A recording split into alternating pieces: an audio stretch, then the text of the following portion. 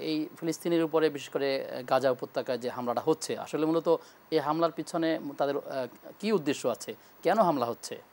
এখানে দুইটি বাস্তবতা আছে। একটি হচ্ছে ধর্মীয় দৃষ্টিকোণ, আরেকটি হচ্ছে ভৌগোলিক দৃষ্টিকোণ। আমরা যদি ভৌগোলিক দৃষ্টিকোণে বলি তাহলে ইসরায়েল মূলত তাদের নিজস্ব একটা কাল্পনিক একটা চিত্র তারা অঙ্কন করেছে এবং এর মাধ্যমে তারা গ্রেট ইসরায়েল নামে একটা দেশ প্রতিষ্ঠা করতে চায় এবং সেটার অন্তর্ভুক্ত হচ্ছে কিন্তু শুধু ফিলিস্তিনের এই জনপদ না, তারা বিশাল একটা ভূখণ্ডকে তারা তাদের নিজেদের অধীনে রাখবে এটা তারা মনে করে এবং সেই এই মানচিত্র রূপ দেওয়ার জন্যই তারা ক্রমান্বয়ে যে দখলদারিত্ব, তারা কিন্তু কি চায়, তারা গাজা থেকে গোটা সবাইকে সরিয়ে দিয়ে এখানে তারা দখল স্থাপন করে তাদের দখলের যে পরিকল্পনা, দখলদারিত্ব, এই আধিপত্য তারা ক্রমান্বয়ে বৃদ্ধি করে তাদের কল্পিত যে মানে হচ্ছে ইসরায়েল যে ভূরাষ্ট্র, তারা যে রাষ্ট্র তারা গঠন করতে চায় সেদিকে যাচ্ছে। আরেকটা হচ্ছে এখানে ধর্মীয় দৃষ্টিকোণও কিন্তু গুরুত্বপূর্ণ।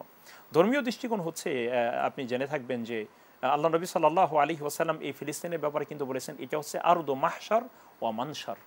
রাসূলুল্লাহ সাল্লাল্লাহু আলাইহি ওয়াসাল্লাম বলেছেন যে যে হাসরের মাঠ যে কায়েম হবে, কিয়ামতের যে হাসরের মাঠ কায়েম হবে, মানুষের মৃত্যুর পরে যে পুনরুত্থান দিবস হবে, সে হাসরটা কিন্তু এই মানে সূচনা কিন্তু এই ফিলিস্তিন থেকে হবে।